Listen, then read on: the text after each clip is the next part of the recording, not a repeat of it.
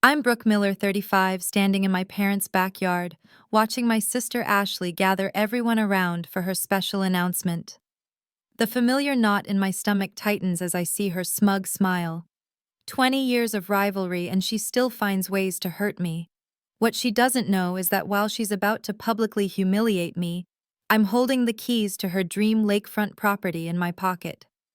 Sometimes revenge isn't about destruction, it's about teaching someone a lesson they'll never forget. Before I tell you how I turned the tables on my sister's cruelty drop, a comment letting me know where you're watching from, and hit that subscribe button if you've ever dealt with a toxic family member. Growing up as the younger sister to Ashley Miller was like living in a permanent shadow.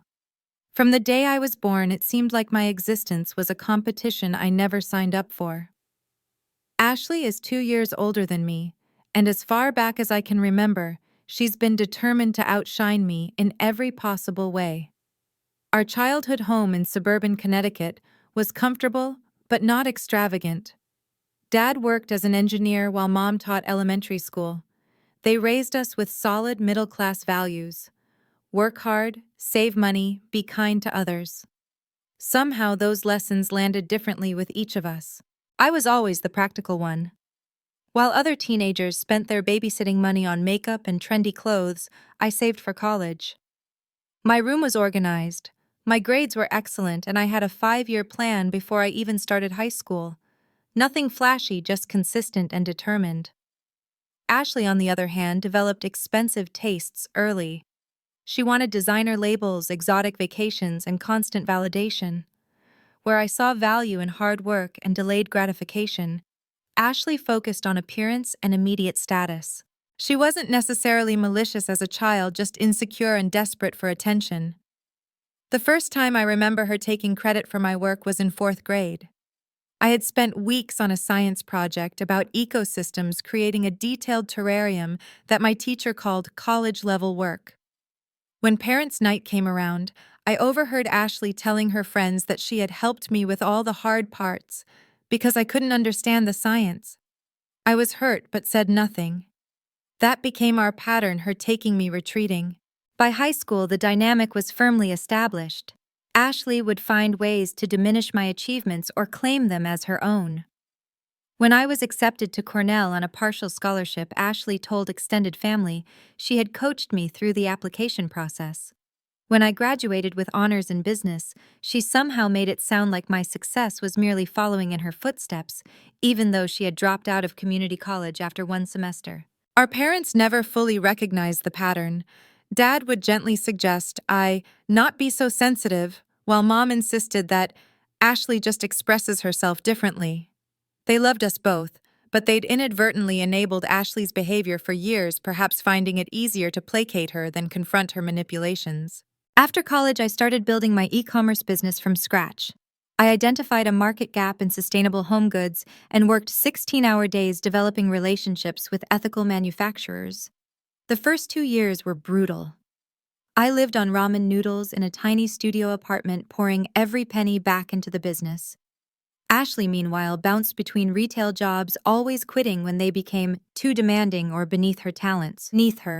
Then my business took off. By year 3, I had 10 employees and had tripled my revenue. By year 5, I was featured in Entrepreneur magazine as one of the 30 under 30 to watch. Suddenly, Ashley was telling everyone how she had always believed in me and had given me the confidence to succeed. At family gatherings, she positioned herself as my biggest supporter and unofficial business advisor. I learned to choose my battles and keep my private life private. While Ashley rented a luxury apartment she could barely afford and leased a new BMW every 2 years, I lived modestly in a comfortable but unassuming townhouse and drove my reliable Honda into the ground. I invested in my retirement, built an emergency fund, and created real financial security. Ashley assumed I was just bad with money rather than strategic with it. 3 years ago, during a family vacation to Lake Winnipesaukee in New Hampshire, Ashley became obsessed with this stunning lakefront property with a private dock and panoramic views. The 5-bedroom vacation home was listed at $1.2 million, far beyond her means. Still, she spent the entire trip talking about her future lake house, taking photos of every room during an open house, and making plans for family gatherings she would host there. Every family event since has included her lamenting that someone else bought my dream house, though she never had the finances to seriously consider it. What no one in my family knew was that my business had hit a temporary rough patch 6 months ago. A major supplier went bankrupt, leaving me with thousands of dollars in unfulfilled orders and angry customers. At the same time, an algorithm change on a major marketplace slashed my visibility. It was a perfect storm, and while I knew it was temporary, my cash flow took a serious hit. I had to take out a short-term business loan to stay afloat. Ashley somehow discovered my financial challenges, probably by snooping through papers during a visit to my home. I caught her rifling through my mail once but dismissed it. I should have known better.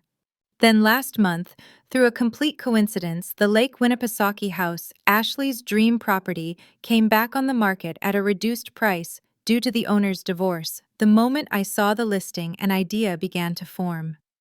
It was risky, perhaps petty, but something in me couldn't resist. I contacted the real estate agent and discovered that the owners needed a quick sale. They were willing to accept $950,000 for a property worth much more. I spent 3 sleepless nights running numbers, talking to my financial advisor, and weighing the consequences. In the end, I decided to liquidate a significant portion of my emergency savings and investment portfolio. I created an LLC to keep my name off public records and made an all-cash offer. The timing was incredibly tight. The closing was scheduled for the Saturday morning of our annual family reunion. Part of me questioned if I was making a huge mistake both financially and ethically. Was I using my hard-earned money just to teach my sister a lesson, or was this finally my chance to establish boundaries that had been crossed for decades? As I signed the preliminary paperwork, I kept telling myself this wasn't about revenge.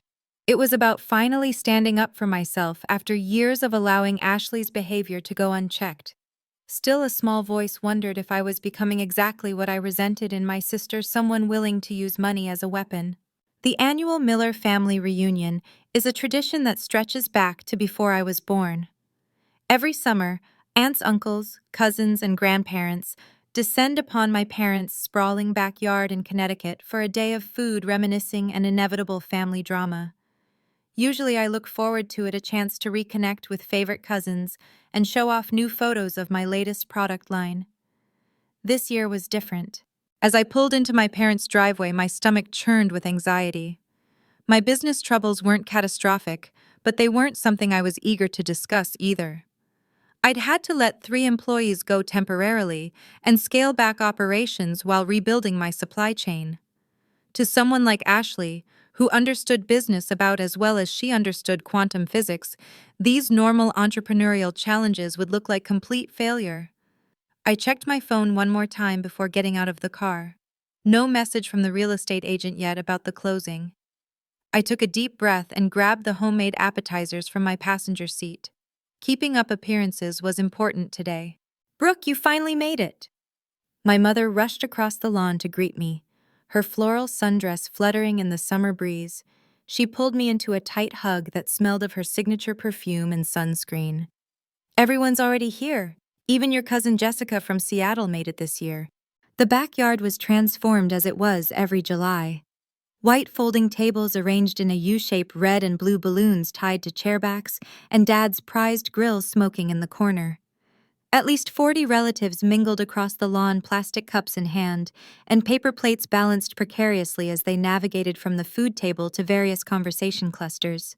"Where's Ashley?" I asked, trying to sound casual as I set down my contribution on the already overflowing appetizer table. Mom's expression shifted subtly. "Oh, she's around somewhere, probably inside with Aunt Patty. She's been acting mysterious all morning, says she has some big announcement to make later." The warning bells in my head grew louder.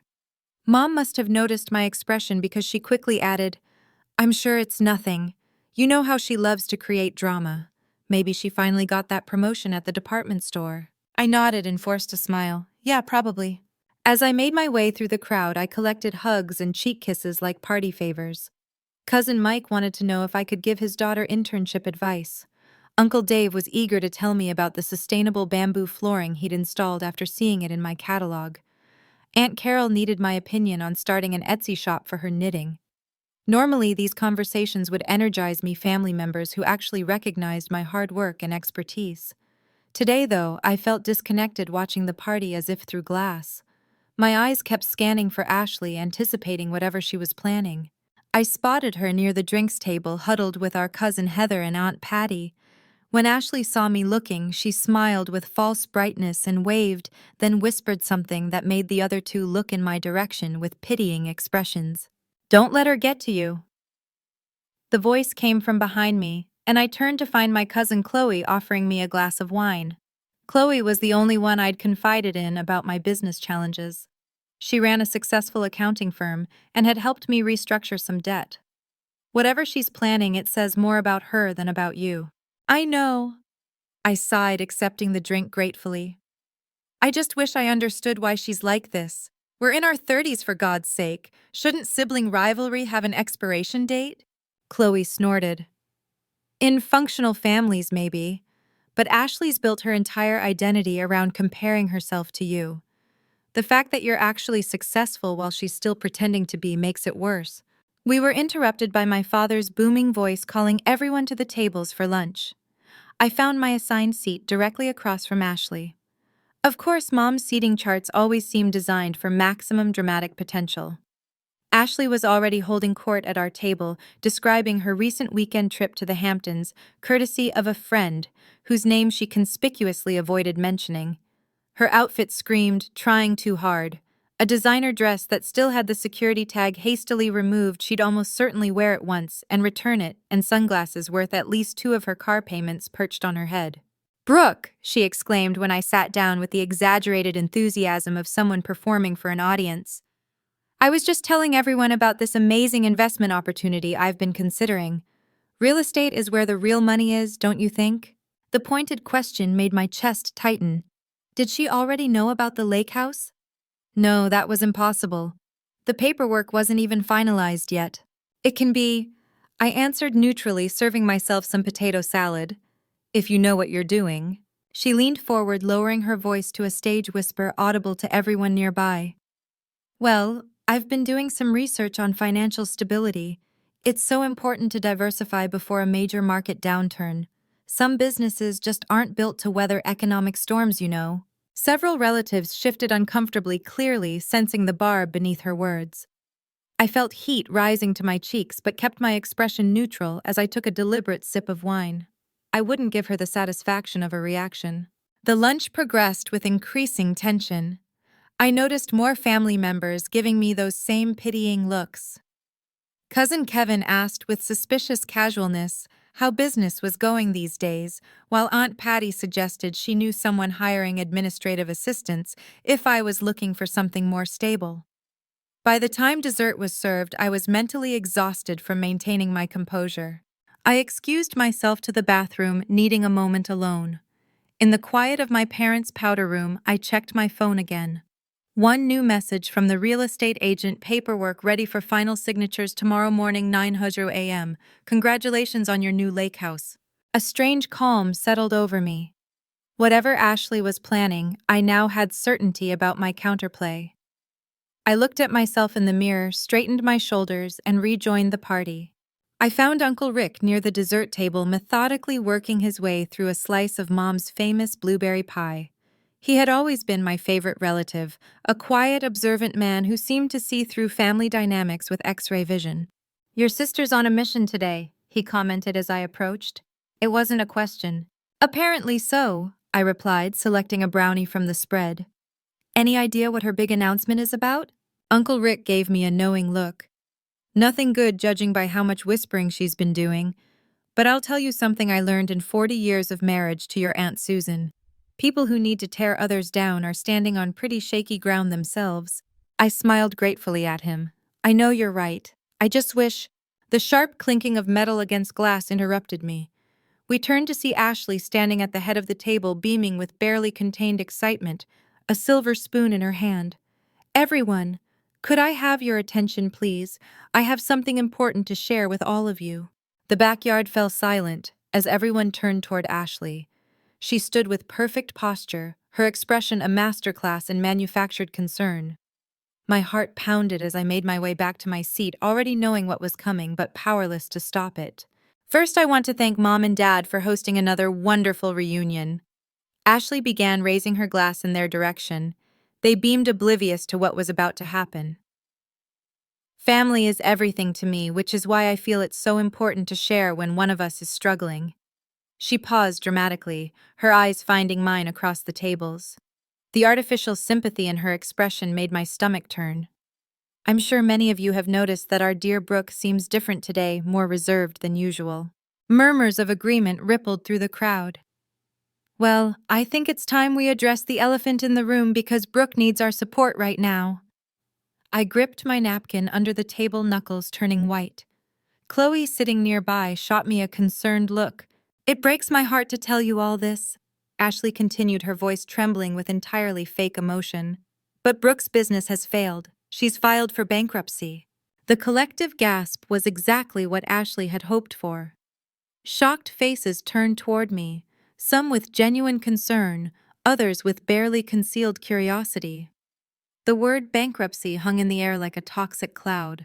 I discovered the paperwork last week, she added, conveniently omitting how she'd obtained this completely false information. She's lost everything: her inventory, her warehouse, even her business accounts. The bank is reviewing her personal assets now. My mother's hand flew to her mouth. Brooke, honey, is this true? Why didn't you tell us? Before I could answer, Ashley jumped in again. She was too ashamed, Mom. You know how proud she's always been about her little business. But we're family. There's no room for secrets or shame here. The twist of the knife was expert positioning herself as the caring sister while simultaneously diminishing my decade of hard work as a little business and violating my privacy in the most public way possible. Actually, I started to say, but Ashley wasn't finished. I've already told her she can move into my spare bedroom until she gets back on her feet. I've also reached out to some contacts about potential job opportunities. Her voice dripped with self-congratulatory generosity. It might be good for her to experience working for someone else for a change. More stability, less pressure. The flash of memory was so vivid it momentarily transported me from the backyard. 3 years earlier, when Ashley had been fired from yet another job, I had offered her a position in my company's customer service department. She had laughed and said she couldn't possibly work for her little sister, the same sister she was now publicly humiliating while presenting herself as a savior. Dad stood up, his face flushed with concern. Brooke, why are we just hearing about this now? We could have helped. All eyes were on me. The truth was simple. There was no bankruptcy. Yes, my business had cash flow problems, but we were already recovering. The new supplier I'd secured was better than the previous one, and my team had developed an innovative marketing approach to overcome the algorithm changes. But explaining all of this now would sound defensive, like excuses manufactured in the face of humiliation. I took a deep breath. Thank you for your concern, everyone, but Ashley doesn't have all the facts. I kept my voice steady, making deliberate eye contact with my sister. My business is going through some restructuring, but it's far from bankruptcy. I appreciate the concern, but I'm handling it. Ashley's smile faltered slightly, but she recovered quickly. Oh, Brooke, there's no need to put on a brave face. I've seen the paperwork. Chapter 11. Bankruptcy isn't something you can just brush off. The specificity of her lie naming Chapter 11 rather than Chapter 7 was calculated to lend credibility. Several relatives nodded clearly, believing her detailed knowledge over my vague denial. Perhaps we should discuss this privately, I suggested, struggling to maintain composure. We're all family here, Ashley insisted, spreading her arms wide. There's nothing to be embarrassed about. Failure is part of life, though some of us warned you about expanding too quickly. She had never warned me about anything of the sort. In fact, she had repeatedly criticized me for being too cautious with growth. The blatant rewriting of history was infuriating. I excused myself quietly and walked toward the house, feeling dozens of eyes on my back. Inside, in the cool quiet of my parents' kitchen, I leaned against the counter and took several deep breaths. My phone buzzed with a text from Chloe. Want me to accidentally spill wine on her designer dress? Despite everything, I smiled. Then another text arrived, this one from the real estate agent, with an attachment. Final contract for your review before tomorrow's signing." Uncle Rick appeared in the doorway, his kind eyes full of concern. "Your sister's quite the performer," he said, closing the door behind him to give us privacy. "She certainly has a flair for drama," I agreed, putting my phone away. He settled into one of the kitchen chairs, gesturing for me to join him. "You know, I've watched you two since you were little girls. Ashley's always been the peacock, all flash and noise, but you, Brooke, you're the owl. Quiet, observant, smarter than people realize." I smiled weakly. Not smart enough to avoid this ambush, apparently. "I don't believe for a second that you're bankrupt," he said firmly. "But even if you were, so what, you think any of us would love you less? Success isn't what makes you valuable to this family." His words touched something deep within me. For years, I defined myself in opposition to Ashley.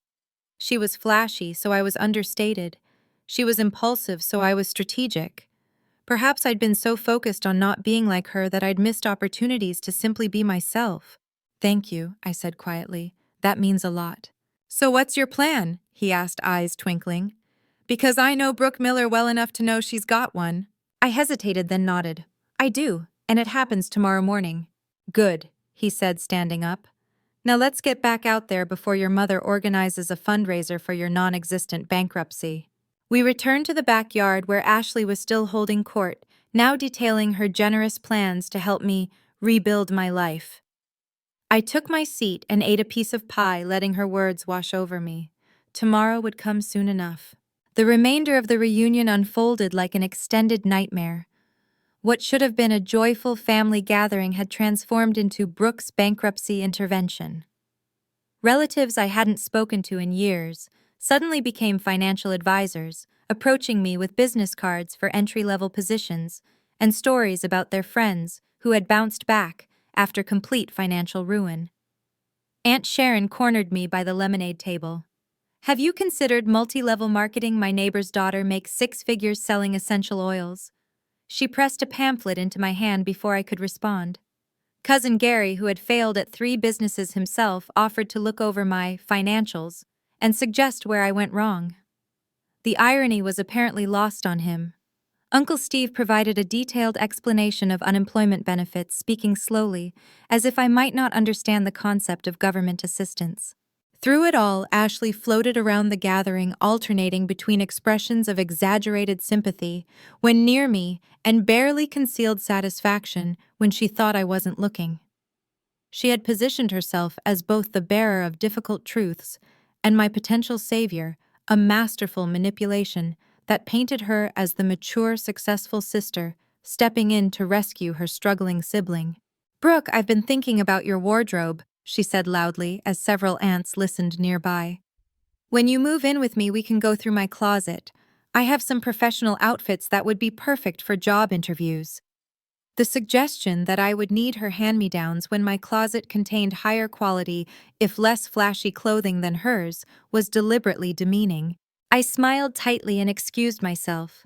My parents, to their credit, seemed uncertain what to believe. Mom kept bringing me extra portions of food, as if financial problems might have left me malnourished, while Dad awkwardly mentioned that his retirement fund was in good shape if emergency cash was needed. Their concern was genuine, but their willingness to accept Ashley's story without question hurt almost as much as her betrayal. As afternoon faded into evening and tiki torches were lit around the yard, I found myself sitting alone on the old wooden swing at the edge of the property. The same swing where I'd retreated as a child when Ashley's taunting became too much. Some patterns never change. "Mind if I join you?" I looked up to see my cousin Chloe holding 2 glasses of wine. I shifted over on the swing and she settled beside me, handing me one of the glasses. "Remember when we were kids and Ashley told everyone at Christmas that you still wet the bed?" Chloe asked after a moment of silence. I groaned at the memory. I was 9 and she had all the adults checking if my sheets were dry every morning for the rest of the visit. "And do you remember what happened the next summer?" A smile tugged at my lips. "She got poison ivy from that secret fort she built in the woods after I casually mentioned that poison ivy has 3 leaves." Chloe clinked her glass against mine. "You've always played the long game, Brooke. That's why I'm not worried about you now." My phone vibrated with an incoming call. Ashley's name flashed on the screen.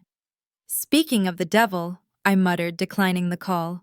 Within seconds, she appeared at the edge of the lawn, spotting us on the swing.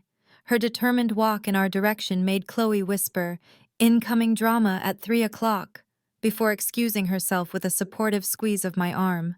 Ashley took the vacated spot, her designer dress incongruous on the rustic swing. Up close, I could see the strain beneath her perfect makeup, tiny lines of tension around her eyes, the slightly too rigid smile. "You're avoiding me," she said, feigning hurt. "Can you blame me?" "Don't be so sensitive, Brooke. I was just being honest with the family. They deserve to know." I turned to face her directly. "Know what exactly? That you went through my private papers, misinterpreted what you found, and decided to announce your flawed conclusions to the entire extended family without speaking to me first. Is that the honesty you're defending?" Her eyes narrowed slightly. "I saw the bankruptcy forms, Brooke. Stop trying to save face. What you saw were contingency documents my lawyer prepared as a worst-case scenario. They were never filed. My business had a setback, not a failure." For a moment, doubt flickered across her face, but she quickly recovered. "Well, the family needed to know either way. I'm just looking out for you. I've already told everyone you can stay with me until you get back on your feet. My spare room is small, but it's better than nothing, which is apparently what you have now." The calculated cruelty of her words struck me like a physical blow. This wasn't just about embarrassing me. She wanted to see me dependent on her, diminished in the family's eyes, while she played the generous protector. "I'm not moving in with you, Ashley. My business is fine, my house is fine, and my life is fine without your intervention." She stood up, smoothing her dress with manicured hands. "We'll see about that. I've already told everyone we're meeting with a financial advisor on Monday to discuss your options. I'm not letting you push away help because of pride." As she walked away, my phone buzzed with a text notification. It was from her, sent to the entire family group chat. "So worried about Brooke. She's in denial about her situation. If anyone has job leads for her, please send them my way, since she's too proud to ask directly." I stared at the message, watching as sympathetic responses poured in from relatives. The public performance continued even as the party wound down. The depth of her need to see me humbled was staggering. Later, as I helped my mother clean up the kitchen, she approached the subject cautiously. "Honey, about what Ashley said, is it really as bad as she's making it sound?" I placed the serving dishes I'd been washing on the drying rack and turned to face her. "Mom, do you really think if I were filing for bankruptcy, you'd hear about it from Ashley at a family reunion?" She had the grace to look embarrassed. "I suppose not. But she seemed so certain, and you've been so quiet lately." "My business had some challenges with a supplier, but we're already recovering. What Ashley did today was share private information incorrectly, I might add, without my permission. And instead of asking me directly, everyone just assumed she was telling the truth." Mom dried her hands on a kitchen towel, her expression troubled. "You know how Ashley gets. She's always been sensitive about your success." The familiar pattern of excusing Ashley's behavior made my jaw clench. "That's not sensitivity, Mom. It's cruelty." Before she could respond, my phone rang. It was the real estate agent. I excused myself and stepped onto the back porch to take the call. "Brooke, great news. All the paperwork is processed. We're confirmed for 9:00 a.m. tomorrow to finalize everything. The owners have already moved out, so you'll get the keys right after signing." As I ended the call, I noticed Ashley watching me from across the yard, her eyes narrowed with suspicion. In that moment, I made my decision. The lake house wouldn't just be an investment property, it would be the setting for a long overdue conversation between sisters.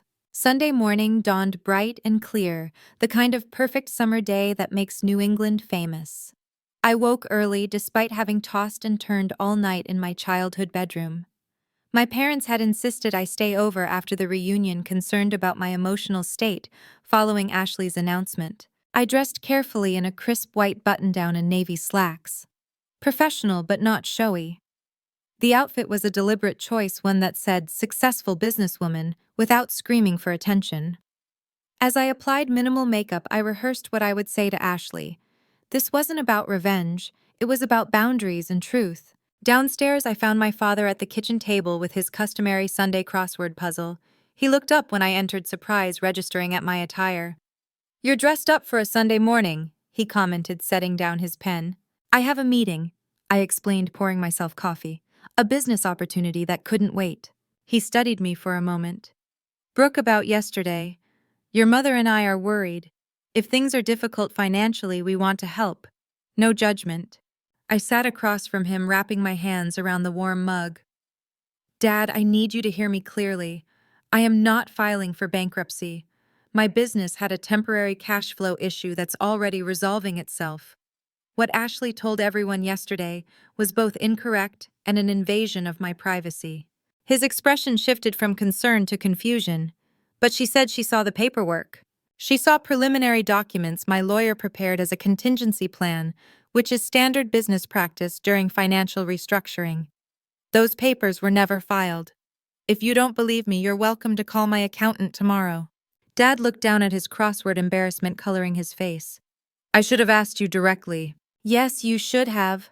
I kept my voice gentle but firm. For 35 years, you and Mom have given Ashley the benefit of the doubt while expecting me to be the bigger person. I'm tired of it, Dad. The silence between us stretched heavy with decades of unaddressed family dynamics. Finally, he nodded. You're right. We've enabled her difficulties with you. I'm sorry, Brooke. His acknowledgement, however belated, was something I hadn't realized I needed so desperately. I reached across the table and squeezed his hand. Thank you. So what's this meeting about? He asked, clearly trying to change the subject to safer territory. I smiled. A property investment. Actually, I should get going. I'm meeting the agent at 9:00. As I gathered my purse and keys, my phone buzzed with a group text from Ashley to the family. Taking Brooke to brunch today to discuss next steps. We'll update everyone on her situation later. So grateful for all your support during this difficult time. The audacity was breathtaking. I hadn't agreed to any brunch. Yet she was continuing the narrative of herself as my caretaker. I texted back quickly. Actually, I have a meeting this morning. Rain check. Her response was immediate. What meeting? Financial advisors don't work Sundays. Stop avoiding help. Rather than engaging further in the group chat, I sent her a private message. Meet me at 10:30 at the Starbucks on Lakeshore Drive in Winnipesaukee. We need to talk. I could almost feel her satisfaction through the phone. She undoubtedly thought I was finally admitting defeat and seeking her help. Her reply was sugary sweet. Of course, sis. I'll be there to support you. The drive to Lake Winnipesaukee took just under 2 hours. I used the time to center myself, occasionally glancing at the folder of closing documents on my passenger seat. By the time I arrived at the real estate office, I felt calm and focused. The closing process was remarkably straightforward. I signed my name dozens of times, initialed countless pages, and transferred the largest sum of money I'd ever moved in one transaction. When it was done, the agent handed me 3 sets of keys. Congratulations, Ms. Miller. The lake house is officially yours. I drove the short distance to the property, parking in the circular driveway of what was now my vacation home. The realtor hadn't exaggerated. It was stunning. The 2-story cedar and stone structure faced the lake with a wraparound porch and floor-to-ceiling windows, capturing the breathtaking water views. A private dock extended into the clear blue lake with a small boathouse at its end. I unlocked the front door and stepped inside. Hardwood floors gleamed in the sunlight streaming through the windows. The previous owners had left some furniture. A massive stone fireplace dominated the great room, flanked by built-in bookshelves and comfortable seating. The kitchen featured high-end appliances and granite countertops. Upstairs, the master suite offered panoramic lake views and a spa-like bathroom. It was exactly as Ashley had described it countless times over the past 3 years, her dream home that she would definitely buy someday when she got her big break. I walked through each room, slowly taking mental inventory. Though the purchase had been partly motivated by wanting to teach Ashley a lesson, I was surprised by how much I genuinely loved the property. It was peaceful here, the kind of place where I could actually relax away from the demands of my business. At 10:15, I texted Ashley, change of plans. Meet me at 145 Lakeshore Drive instead of Starbucks. Where is that? She replied immediately. Just put it in your GPS. See you soon. I made a pot of coffee and brought 2 mugs out to the porch swing overlooking the lake. The morning sun danced across the water and a light breeze carried the scent of pine and fresh water. Despite the confrontation to come, I felt a profound sense of peace. At precisely 10:42, Ashley was perpetually late. I heard a car pull into the driveway. Through the trees, I spotted her red BMW convertible coming to a stop behind my Honda. She emerged looking confused, checking her phone as if confirming the address. Her confusion deepened as she approached the house, taking in the expansive property with a puzzled expression. When she spotted me on the porch, her perfectly shaped eyebrows drew together. "Brooke, what are you doing here? Whose house is this?" She climbed the porch steps, designer sunglasses perched on her head, looking wildly out of place in her brunch-appropriate outfit. I gestured to the swing beside me. "Have a seat. Coffee." She remained standing, looking increasingly perplexed. "Seriously, what is this place? Are you house-sitting for someone?" I took a sip of my coffee, savoring the moment. "You don't recognize it? That's surprising considering how many times you've talked about it being your dream home." Her eyes widened as recognition dawned. She spun around, taking in the property with new awareness. This is the lake house. The one that sold 3 years ago. It went back on the market last month. Divorce sale." I held out a set of keys. "Would you like to see inside?" She stared at the keys, then at me, comprehension slowly replacing confusion. You bought this house how you're bankrupt." And there it was, the explicit admission that she knew her public announcement had been a lie. "That's what I wanted to talk to you about, Ashley. I'm not bankrupt. I never was." Ashley stood frozen on the porch, her gaze darting between the keys in my hand and my face. The carefully constructed narrative she'd created of her successful self rescuing her failing sister was crumbling before her eyes. "But I saw the paperwork," she insisted, her voice losing its usual confidence. "The bankruptcy forms. They were contingency documents never filed." I set the keys on the small table between us. "My business had a temporary cash flow issue when a supplier went bankrupt. We're already back on track with a better supplier and a stronger marketing strategy." She sank onto the porch swing beside me, her designer purse clutched in her lap like a shield. "So you're not moving in with me?" "No, Ashley, I never was." "But why did you let me tell everyone?" "Let you?" I interrupted, feeling a surge of the anger I'd suppressed yesterday. "You went through my private papers without permission, jumped to incorrect conclusions, and announced false information to our entire family without ever speaking to me directly. I didn't let you do anything." She had the grace to look momentarily embarrassed, but it quickly shifted to defensiveness. "I was worried about you. I was trying to help." "Were you? Or were you enjoying watching me squirm while positioning yourself as the generous, successful sister?" Her silence was answer enough. I continued more gently. "Ashley, we need to talk about this pattern between us. It's been going on since we were children, and I've let it continue by staying quiet. That ends today." She looked out over the lake, avoiding my gaze. "What pattern?" "You're the one who's always been perfect. The smart one, the responsible one, the successful entrepreneur. Do you have any idea what it's like living in your shadow?" The irony of her statement was almost laughable. "My shadow, Ashley. You've spent our entire adult lives positioning yourself as more successful than me, taking credit for my achievements, dismissing my business as a little project, and constantly one-upping me with material possessions you can barely afford." "That's not true." Her protest sounded hollow even to her own ears, judging by her expression. "Isn't it? Let's look at yesterday. You had the perfect opportunity to check in with me privately about those documents you found. Instead, you chose to announce it to the entire family in the most humiliating way possible. Why?"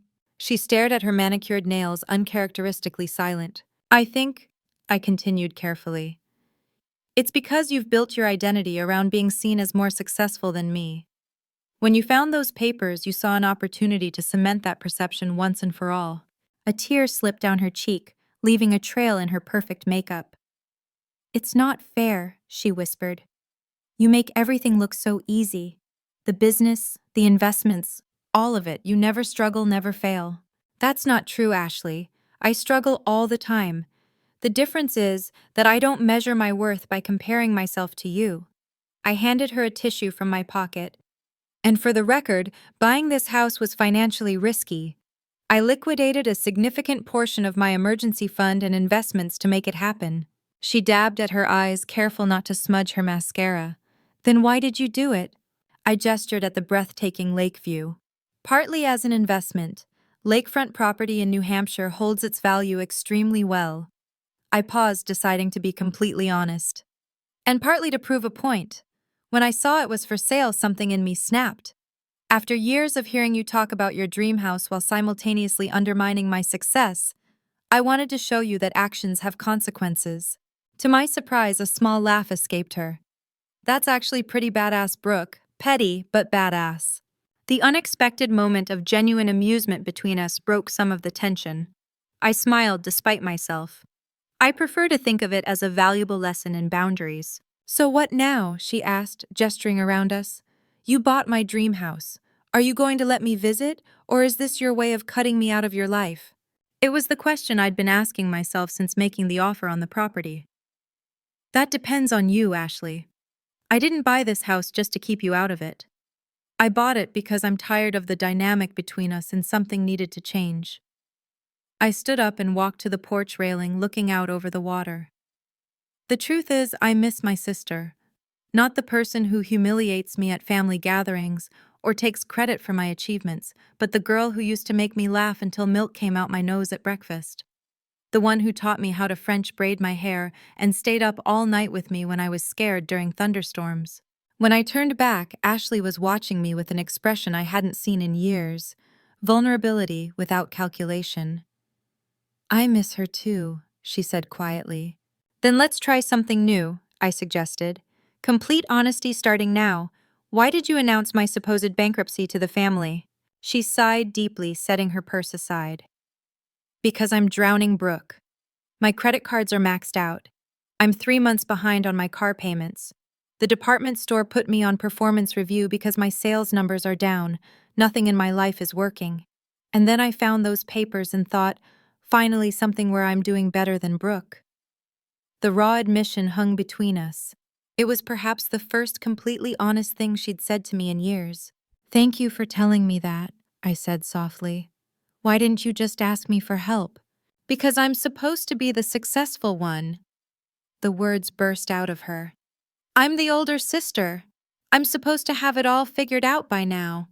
How could I admit that my little sister has a real business while I'm still folding sweaters at a department store at 37? I sat back down beside her. Ashley's success isn't just about money or job titles. And it's definitely not a competition between sisters. Easy for you to say when you're winning, she muttered, but without real malice. I work 70-hour weeks. I haven't taken a real vacation in 5 years. My last relationship ended because I was always at the office. There are plenty of ways I'm not winning at life. She looked surprised, as if the idea that my life wasn't perfect had never occurred to her. I guess we both created narratives about each other that aren't completely true. Exactly, so here's my proposal. This house has 5 bedrooms. One of them is mine. Another could be yours, on some conditions. Her eyes widened. You'd let me use the lake house after what I did. If, I emphasized, you agree to some ground rules. First, no more public humiliation or taking credit for my achievements. Second, we start being honest with each other about our finances, our struggles, everything. Third, you tell the family the truth about your announcement yesterday. She winced at the last condition. They'll think I'm terrible. They'll think you made a mistake, and if you own it, they'll respect your honesty. She considered this, then nodded slowly. And in return, I get to use this gorgeous house sometimes. More than that, I said. You get a chance for us to be real sisters again, not competitors. And, I added, I'll help you get your finances under control if you want. No judgment, just practical support. For a moment, I thought she might reject the offer out of pride. Then her shoulders relaxed, and for the first time in years, I saw my actual sister, not the performance she usually put on. I'd like that, she said simply. I extended my hand, then we have a deal. She ignored my hand and pulled me into a tight hug instead. Deal, she whispered against my shoulder. As we separated, I picked up the keys from the table and placed them in her hand. Why don't you give yourself the tour? I'll make some more coffee. While Ashley explored the house, exclaiming over features she'd coveted for years, I called my parents. It was time for the family to hear the truth from both of us. 2 weeks after the family reunion, we gathered again, this time at the lake house. The invitation had gone out to the entire extended family, surprising everyone with its joint signature, Brooke and Ashley Miller, request the pleasure of your company. The spacious great room was filled with relatives, many still confused about what exactly was happening. My parents arrived first, Mom's eyes widening as she took in the property. "Brooke, it's stunning," she breathed, walking straight to the wall of windows overlooking the lake. "But I don't understand. When did you buy this?" "The morning after the reunion," I explained, accepting her hug. I'd been in negotiations for a few weeks before that. Dad examined the craftsmanship of the built-in bookshelves with appreciation. "Not exactly the purchase I'd expect from someone filing for bankruptcy," he commented wryly. "About that," I began, but was interrupted by Ashley's arrival. She entered carrying a tray of appetizers she'd prepared herself, another surprise for anyone who knew my sister's usual aversion to cooking. She had dressed differently today, still stylish but noticeably less flashy than her usual attire. The designer sunglasses and statement jewelry were absent. As more relatives arrived, curiosity filled the room. Uncle Rick caught my eye from across the space and gave me an approving nod. Chloe arrived with a bottle of champagne, whispering, "I wouldn't miss this for the world," as she handed it to me. When everyone had arrived, Ashley clinked a glass for attention. The room fell silent, many clearly expecting another dramatic announcement. She looked momentarily nervous, then squared her shoulders. "Thank you all for coming," she began. "I asked you here today because I owe you, and especially Brooke, an apology." The surprise in the room was palpable. Ashley Miller did not apologize, ever. "At the family reunion, I told you all that Brooke had filed for bankruptcy. That was untrue." Her voice trembled slightly, but she continued. "I found some contingency paperwork her lawyer had prepared during a business restructuring, jumped to conclusions, and then I chose to announce those conclusions publicly without discussing it with her first." Our mother gasped softly. Aunt Patty whispered something to Uncle Dave, but Ashley wasn't finished. "The truth is, Brooke's business had a temporary setback that she was already resolving successfully. She is not bankrupt, not even close. In fact," she gestured around us, "she purchased this lake house the very next morning." Murmurs of confusion and surprise rippled through the gathering. "I think many of you know this is the property I've talked about wanting for years," Ashley continued. "When Brooke bought it, I initially felt, well, angry and jealous, to be honest. But it made me realize something important. The competitiveness between us has been mostly driven by me, and it needs to stop." I stepped forward to stand beside her, a united front for perhaps the first time in our adult lives. "We wanted to invite you all here today," I added, "to clear the air and start fresh. This house isn't about rivalry or revenge. It's going to be a gathering place for our family." Ashley nodded. "Brooke has generously offered to let me use it too, despite my behavior. That's the kind of sister she's always been, the kind I want to become." The authenticity of her words touched something deep within me. This wasn't the performative Ashley I'd grown used to. This was my actual sister, vulnerable and genuine. Dad was the first to respond, clearing his throat emotionally. "I think I speak for everyone when I say we're proud of both of you. This kind of honesty takes courage." The tension in the room dissolved into relieved conversation. Relatives approached us, some to express support, others to sheepishly admit they'd been too quick to believe the bankruptcy story. Uncle Rick gave each of us a bear hug, whispering, "'Bout time," in my ear. In the months that followed, change didn't happen overnight. Old habits occasionally resurfaced. Ashley sometimes slipped into competitiveness, and I sometimes withdrew, rather than confronting issues directly. But the foundation had shifted. With my guidance, Ashley developed her first real budget and started addressing her debt. She found a job in retail management that better utilized her people skills and fashion knowledge.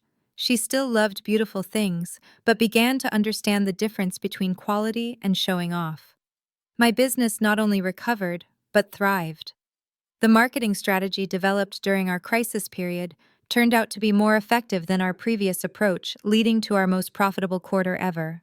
The lake house became exactly what I'd hoped, a sanctuary for family healing.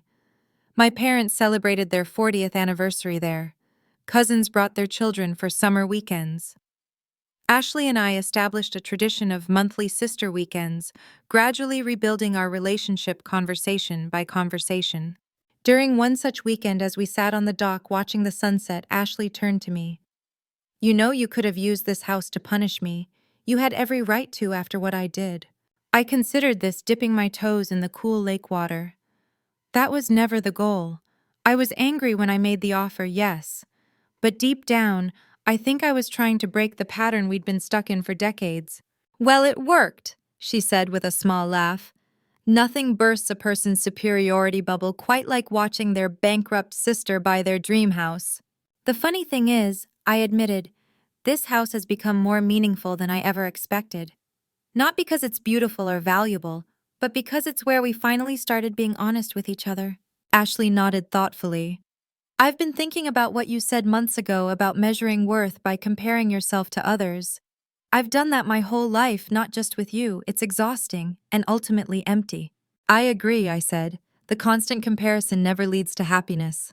I'm learning that, she said quietly, slowly. As the sun dipped below the tree line, casting golden reflections across the lake, I realized the property had given me something far more valuable than real estate equity. It had given me back my sister and taught me that sometimes the most powerful response to hurt isn't revenge or even forgiveness. It's creating an opportunity for transformation. The bankruptcy announcement that was meant to humiliate me had instead become the catalyst for healing our family's oldest wound.